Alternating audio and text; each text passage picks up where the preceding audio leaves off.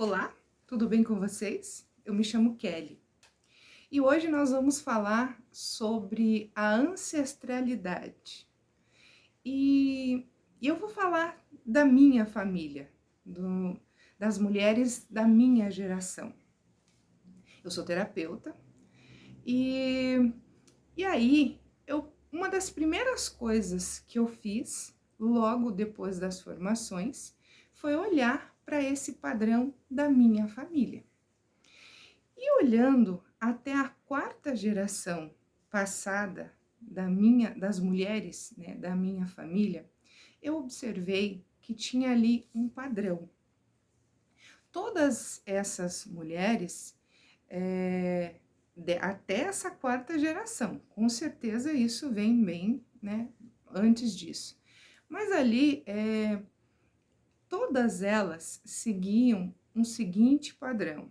Elas ou foram abandonadas, ou trocadas, ou viveram relacionamentos de extremo abuso e seguidamente abandonadas também, mesmo vivendo um tremendo abuso.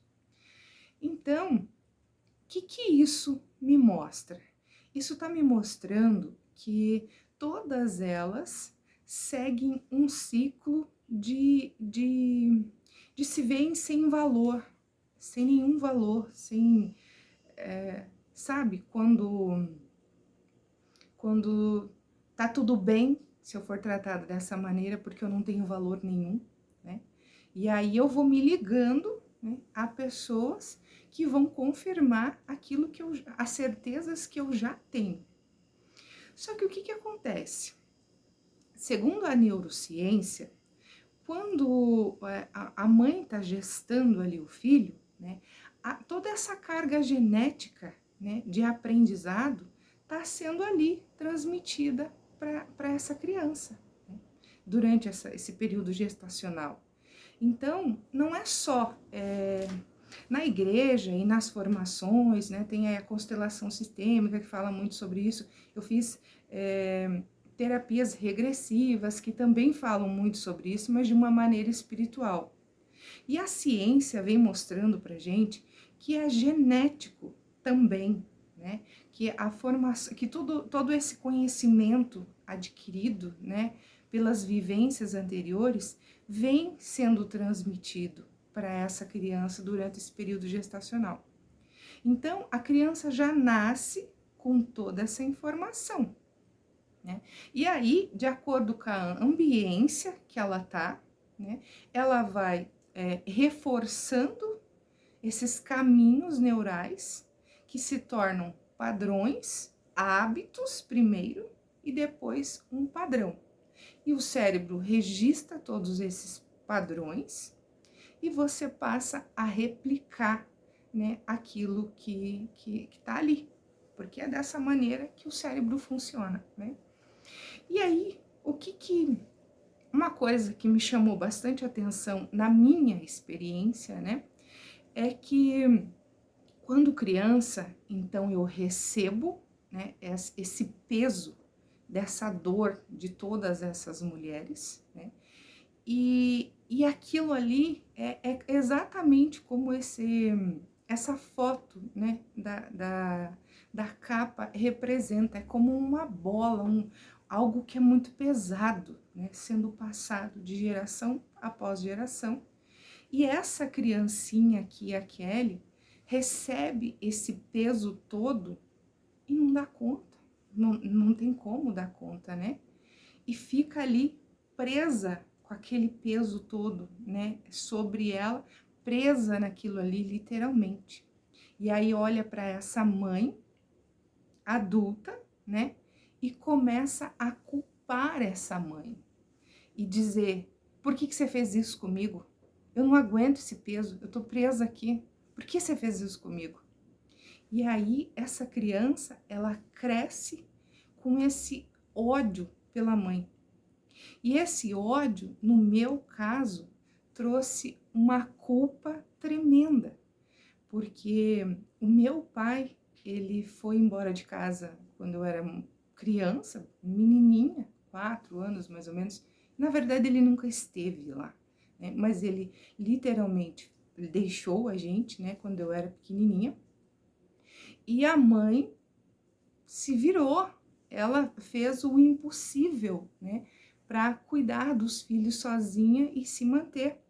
Então, eu olhava para essa mãe, isso depois de adulta já, olhava para essa mãe, a parte consciente, né, olha para ali e fala, mas como que eu posso ter raiva dela?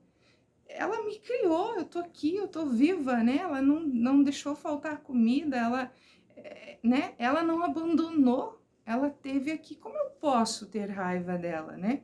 E aí vivia ali aquele conflito. Mas a raiva tava ali, né? Dizia, o consciente diz que não podia ter, mas a raiva continuava ali. E aí eu vou vivendo com esses conflitos. E quando a gente nega alguma coisa, você fica preso naquilo ali.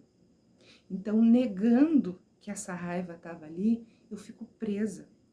E aí é uma criança doente, machucada, cheia de dores, com um peso imenso e com a certeza de eu não dou conta disso, isso é muito pesado para mim. Por que você fez isso comigo? É essa criança que tenta se relacionar e não consegue. Essa criança tenta fazer dinheiro e é claro que não consegue. Essa criança não consegue viver uma vida de adulto porque vida de adulto não é para criança. Criança não consegue fazer dinheiro, tomar decisões, né? Criança não consegue ter segurança, criança não consegue fazer o que precisa fazer. E aí eu precisei olhar para isso. E eu voltei lá, eu peguei essa criança, e a gente faz isso com um processo regressivo, né? Você volta ali, você pega essa criança, você mostra para ela o que está acontecendo, faz ela olhar para essa mãe adulta e perceber que a mãe adulta não jogou esse peso em cima dela porque a odeia. A mãe só trouxe, só veio passando, ela só dá o que ela tem, ela só segue, né? Não é de propósito que faz aquilo ali, né? E aí você trata essa mãe também, que olha para as outras mães, né? E reconhece que existe um padrão ali acontecendo. Só olhando para isso já traz muita clareza, porque você sai desse lugar de raiva, de rancor, você passa a entender o porquê que aquilo ali, né, vem acontecendo. Depois, você coloca a criança num lugar seguro e assume a vida de adulto como um adulto e passa a identificar. E aí, aqui surge algo interessante. Não basta só construir tudo isso. Lembra que toda vez que eu repito um padrão, toda vez que eu estou repetindo coisas, estou fazendo ali no meu dia a dia, estou vivendo. O cérebro está identificando e ele vai pegando essas informações. Opa, fez isso, repetiu isso, repetiu isso. Tudo aquilo que você repete se torna um hábito. Todo hábito se torna um padrão. E isso está registrado nas suas sinapses neurais. E é através é isso que tá, cada vez que você tem que tomar decisões ou, né, fazer coisas, é lá nessa caixinha de informações que você vai buscar as respostas. E aí vai agindo no automático. Porque o cérebro, lembra que eu trouxe outras vezes? O cérebro, ele gosta de economizar energia. A função dele é manter esse organismo vivo. Então, ele registra tudo, faz um padrão e aí você vai tomando decisões de dentro desses padrões.